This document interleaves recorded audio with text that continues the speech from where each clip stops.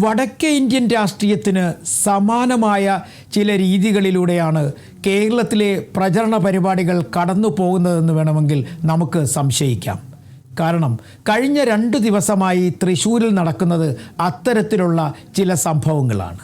വോട്ടിനു വേണ്ടി കിറ്റ് നൽകുന്നു എന്നുള്ള ആരോപണമാണ് ഇടതുമുന്നണിയും ഐക്യ ജനാധിപത്യ മുന്നണിയും BJPക്കെതിരെ ഉയർത്തുന്നത്. അതിനെ സാധൂകരിക്കുന്ന തരത്തിലുള്ള ചില തെളിവുകളും അവിടെ നിന്ന് ലഭിക്കുന്നുണ്ട്. 2 ഇടങ്ങളിൽ വിതരണത്തിന് വേണ്ടി തയ്യാറാക്കി വെച്ചിരുന്ന കിറ്റുകൾ കണ്ടെടുത്തിട്ടുണ്ട്. അത് വാങ്ങാൻ പോയ ആളുകൾ അത് സംബന്ധിച്ച് ചില വിവരങ്ങൾ നൽകുകയും ചെയ്തിട്ടുണ്ട്. എന്നാൽ BJP പൂർണ്ണമായും ഈ വിവാദങ്ങളെ തള്ളിപ്പറയുകയാണ്. ആർക്ക് വേണ്ടിയും ഇത്തരത്തിൽ കിറ്റ് നൽകിയിട്ടില്ല, അല്ലെങ്കിൽ കിറ്റ് നൽകും എന്ന് പറഞ്ഞിട്ടില്ല എന്നാണ് BJP നേതാക്കന്മാർ പറയുന്നത്. ആദ്യം തൃശ്ശൂർ നിയമസഭാ മണ്ഡലത്തിലായിരുന്നു കിറ്റ് വിവാദം ഉയർന്നതെങ്കിൽ രണ്ടാമത്തെ വിവാദം ഉയർന്നത് മണലൂരിൽ ആയിരുന്നു. ഈ 2 ഇടത്തും BJP വലിയ തരത്തിലുള്ള മത്സരം നടത്തുന്ന മണ്ഡലങ്ങളാണ്. വിജയമുറപ്പിക്കാൻ കിറ്റ് വേണമോ വേണ്ടയോ എന്നുള്ളതല്ല പ്രധാന പ്രശ്നം. ഇത്തരത്തിൽ വോട്ടർമാരെ സ്വാധീനിക്കുന്ന രീതി കേരളത്തിൽ പണ്ടെങ്ങും കണ്ടിട്ടില്ല എന്നുള്ളതാണ് ഒരു പ്രധാനപ്പെട്ട കാര്യം. പക്ഷേ BJP കൃത്യമായി കാര്യങ്ങൾ പറഞ്ഞു ഒഴിയുന്നുണ്ട്. ഈ കിറ്റുമായി ഒരു ബന്ധവുമില്ല.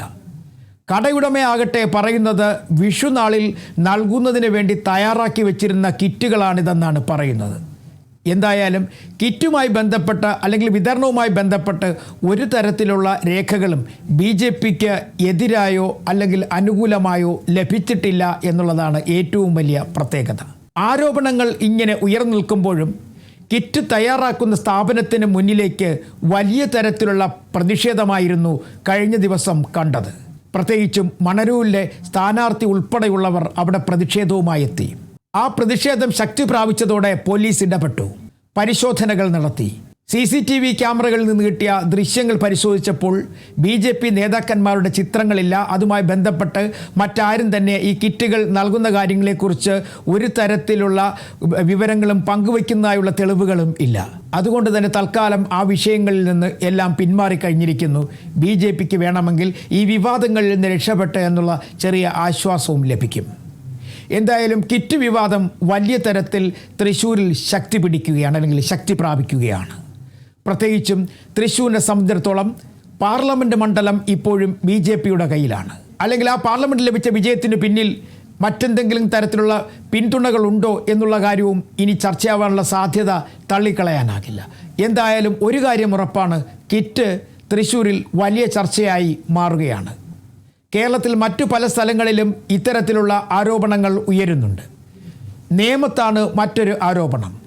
കണക്കിൽപ്പെടാത്ത തരത്തിൽ ധനം BJP ചിലവഴിക്കുന്നു എന്നാണ് LDFിൻ്റെ ആരോപണം. ഇതുമായി ബന്ധപ്പെട്ട പരാതി ഉടൻ തന്നെ തെരഞ്ഞെടുപ്പ് കമ്മീഷൻ നൽകുമെന്നും അവർ പറയുന്നുണ്ട്. എന്തായാലും വിവാദങ്ങൾ ഒരു തരത്തിലല്ലെങ്കിൽ മറ്റൊരു തരത്തിൽ വലിയ തരത്തിൽ കത്തിക്കയറുകയാണ്. ഡീൽ വിവാദത്തിൽ തുടങ്ങിയത് ഇപ്പോൾ കിറ്റിൽ വരെ എത്തിച്ചേർന്ന് നിൽക്കുന്നു. മറ്റൊരു തരത്തിൽ പറയുകയാണെങ്കിൽ CPIMനെ സംബന്ധിച്ചിടത്തോളം അവർ കോൺഗ്രസിലേക്ക് അവരുടെ ആക്രമണം വലിയ തരത്തിൽ വർദ്ധിപ്പിച്ചിരിക്കുകയാണ്.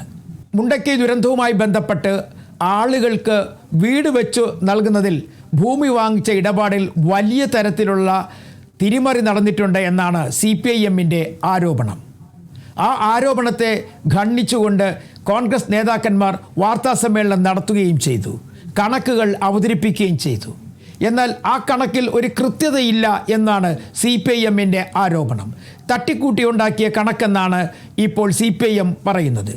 അങ്ങനെ ഒരു തരത്തിലല്ലെങ്കിൽ മറ്റൊരു തരത്തിൽ വലിയ തരത്തിലുള്ള ആരോപണങ്ങൾ ഉയരുകയാണ് ഈ തിരഞ്ഞെടുപ്പിൻ്റെ തൊട്ടു പിന്നാലെ, അല്ലെങ്കിൽ ഇനി പ്രചരണം അവസാനിക്കാൻ മണിക്കൂറുകൾ മാത്രം ബാക്കി നിൽക്കെ. വലിയ തരത്തിലുള്ള പ്രതീക്ഷകളാണ് LDFനും UDFനും ഈ തെരഞ്ഞെടുപ്പിൽ ഉള്ളത്. അതിനിടയിലാണ് ഒരു തരത്തിലല്ലെങ്കിൽ മറ്റൊരു തരത്തിലുള്ള ഈ വിവാദങ്ങൾ ഉയരുന്നത്.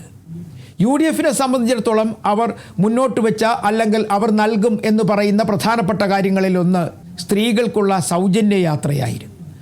ആ സൗജന്യ യാത്രയെപ്പോലും കളങ്കപ്പെടുത്തുന്ന തരത്തിലുള്ള നീക്കങ്ങൾ ഭൂമി വാങ്ങിയതുമായി ബന്ധപ്പെട്ട് അല്ലെങ്കിൽ പുനരധിവാസ പ്രക്രിയയ്ക്ക് ഭൂമി വാങ്ങിയതുമായി ബന്ധപ്പെട്ട് നടത്തിയ ഇടപാടുകളിലുണ്ട് എന്നാണ് CPIMൻ്റെ ഏറ്റവും വലിയ ആരോപണങ്ങൾ. ഈ ആരോപണങ്ങൾക്കും പ്രത്യാരോപണങ്ങൾക്കും വലിയ സമയം ഇനിയില്ല. അതായത് പ്രചാരണം അവസാനിക്കാൻ ഏകദേശം മണിക്കൂറുകൾ മാത്രമാണ്. അതിനുള്ളിൽ ഇത്തരം വിവാദങ്ങളെ പരമാവധി കത്തിച്ച് മുന്നോട്ട് കൊണ്ടുപോകുക എന്നുള്ള തന്ത്രമാണ് ഇരു മുന്നണികളും ഇപ്പോൾ പയറ്റുന്നത്.